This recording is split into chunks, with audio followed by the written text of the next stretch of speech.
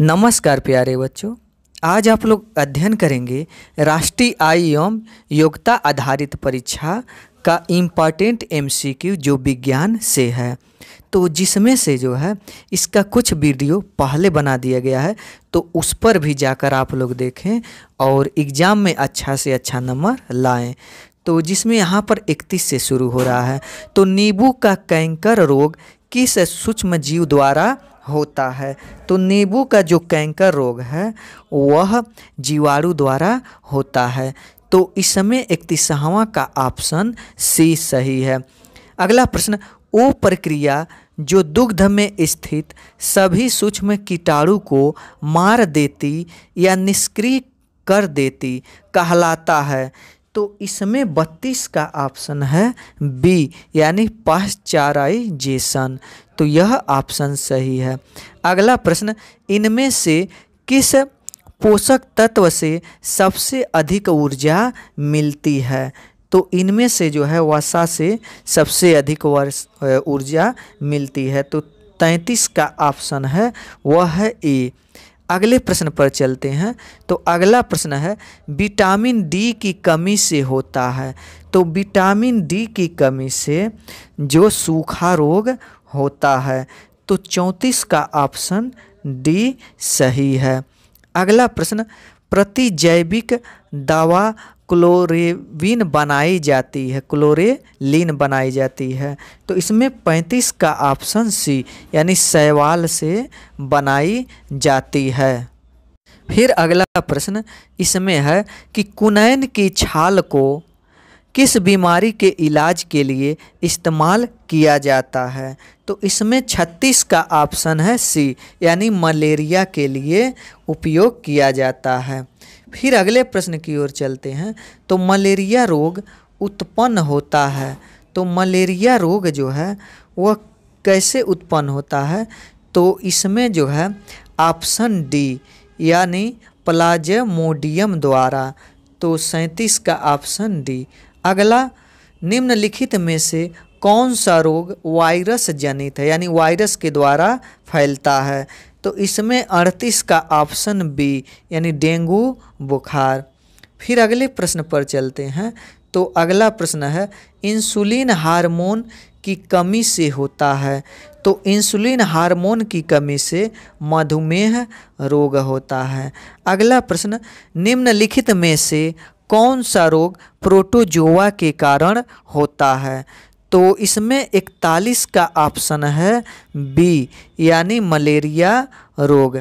अगला प्रश्न है कि निम्नलिखित में से किसमें वाल्व होते हैं जो रक्त को केवल हृदय की ओर प्रवाहित होने देते हैं? तो इसमें 42 का ऑप्शन बी, यानी शिराएं में।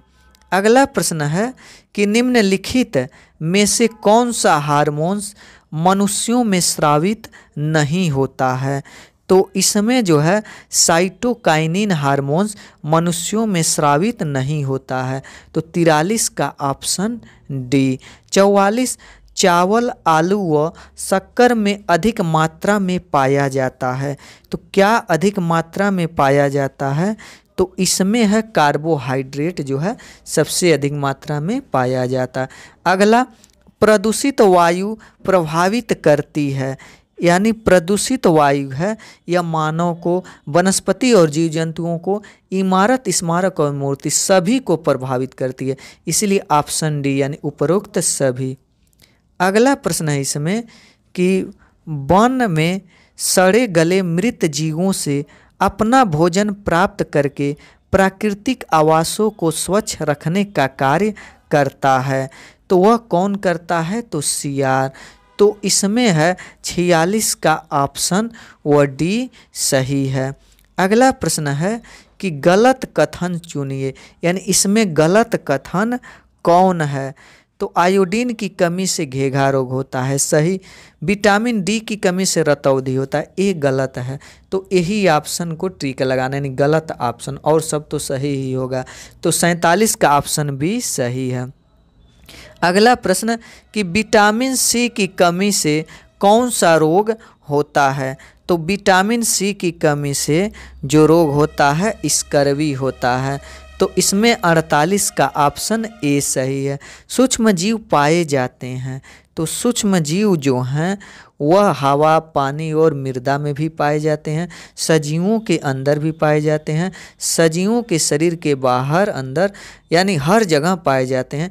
इसीलिए इसका ऑप्शन डी यानी उपरोक्त सभी जगहों पर। अगला प्रश्न, जीवाणुओं एवं विषाणुओं से होने वाला रोग है। तो जीवाणुओं एवं विषाणुओं जो दोनों से रोग होता है उसे कहते हैं संक्रामक, यानी 50 का ऑप्शन बी। अगला प्रश्न है कि विश्व एड्स दिवस प्रत्येक वर्ष किस तिथि को मनाया जाता है। तो विश्व एड्स दिवस 1 दिसंबर को मनाया जाता है, तो 51 का ऑप्शन भी सही है। अगला प्रश्न, प्रतिजैविक औषधि टेट्रासाइक्लिन की खोज किसने की। तो इसमें 52 का ऑप्शन बी यानी डॉक्टर येल्लाप्रगड सुब्बा राव। अगला प्रश्न कि निम्नांकित में वायु जनित रोग कौन सा है। तो इसमें 55 का जो ऑप्शन है वो है डी यानी कोई नहीं इसमें से रोग है। अगला प्रश्न, विटामिन ए की कमी से कौन सा रोग होता है। तो विटामिन ए की कमी से रतौंधी होता है, तो 56 का ऑप्शन ए सही है। 57, पैरामीशियम में चलन अंग होते हैं। तो पैरामीशियम में चलन अंग सीलिया होते हैं, तो 57 का ऑप्शन सी सही है।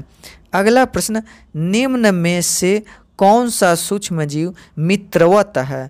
तो इसमें 58 का ऑप्शन सी यानी ई और बी दोनों मित्रवत हैं, तो इसलिए ऑप्शन सी।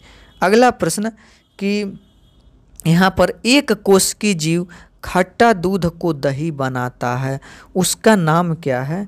तो इसमें जो है लैक्टिक एसिड बैक्टीरिया उसे कहते हैं, तो 59 का ऑप्शन ए। अगला प्रश्न कि निम्न में से कौन सी प्रक्रिया में सूक्ष्म जीवों का प्रयोग नहीं किया जाता है।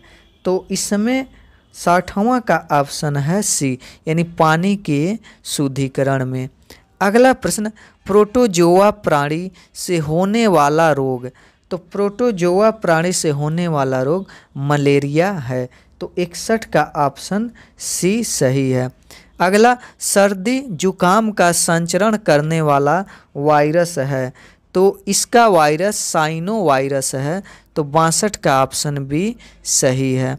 अगला प्रश्न, भूमि की उर्वरा शक्ति को परिभाषित करने वाला जीव समूह है।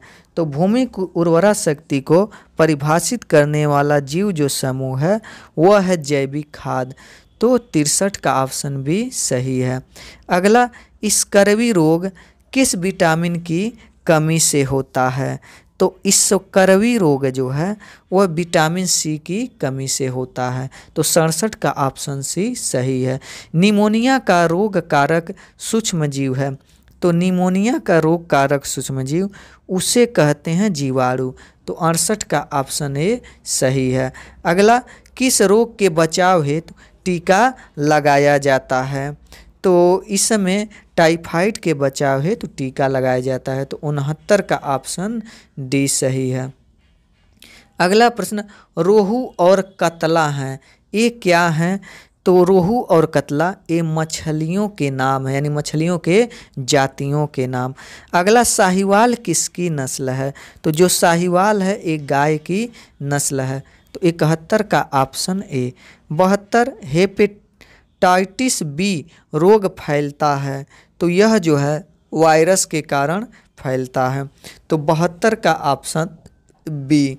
अगला प्रश्न कि सूक्ष्म जीवों द्वारा मृत पादपों पर क्रिया करने से बनने वाले उत्पाद का नाम है, तो इसमें 73 का ऑप्शन सी यानी ह्यूमस कहते हैं।